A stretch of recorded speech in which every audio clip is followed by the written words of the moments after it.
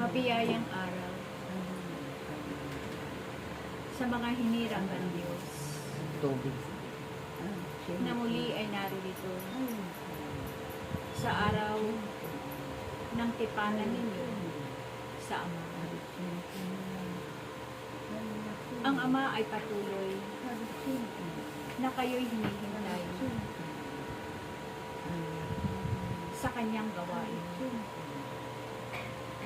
Nawa aking mga anak na narito. Nawa'y patuloy na kayong lahat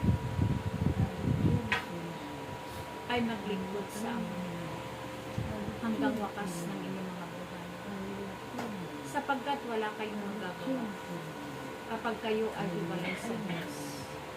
Ngunit ang Diyos ay may magagawa sa bawat isa sa inyo.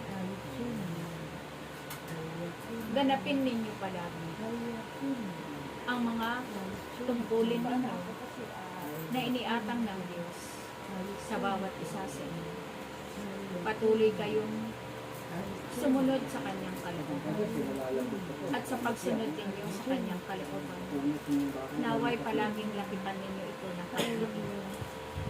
Sapagkat ang Diyos ay nananahan sa inyong mga puso. Taglay ninyong lahat ang mga kapangyarihan na ipinagkatiwala niyo sa bawat isa sa inyo.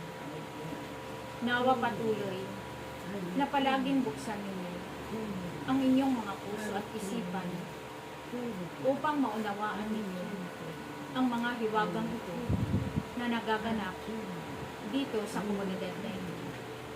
Sapagkat kung sarado ang inyong mga puso, tunay nga na hindi ninyo mauunawaan ang mga hiwagang ito na nagaganap. Sapagkat ang Diyos ay pinauunawa niya sa mga mangmang at hindi sa mga marunong. Kaya kayo'y mapalad, aking mga anak, sapagkat ipinaunawa sa inyo ng Diyos ang hiwagang ito na nagaganap sa inyong komunidad.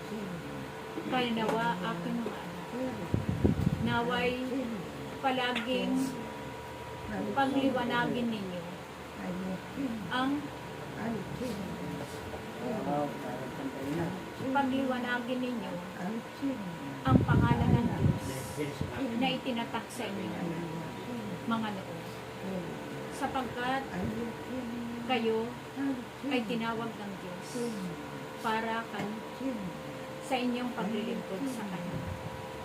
Huwag kayong mabahala sa lahat ng inyong kakanin sa araw-araw, sapagkat hindi niyo pa hinihingi ay batid na ng Diyos ang lahat ng inyong mga pangangailangan. Kaya ang gagawin niyo lang, aking mga anak, siya'y inyong paglingkuran, tawagin ang kanyang pangalan, papurihan ang Diyos, sambahin ninyo ang Diyos, at tunay na hindi kayo mabibigo, sapagkat ipagkakaloob na sa inyo ang kalakasan ng inyong mga pangangatawan, kagalingan sa inyong mga karamdaman, at higit sa lahat, kayo'y pagpapalain niya at sasagana sa lahat ng oras. Kaya kayo na naririto, pagsumikapan ninyo palagi na kayo'y makadalo sa gawain ng Diyos, sapagkat ang Diyos ay naghihintay sa inyong lahat. Salamat sa inyong lahat na naririto. Nawa, magkita tayong muli sa araw ng bukas. Salamat sa inyong lahat. Praise God.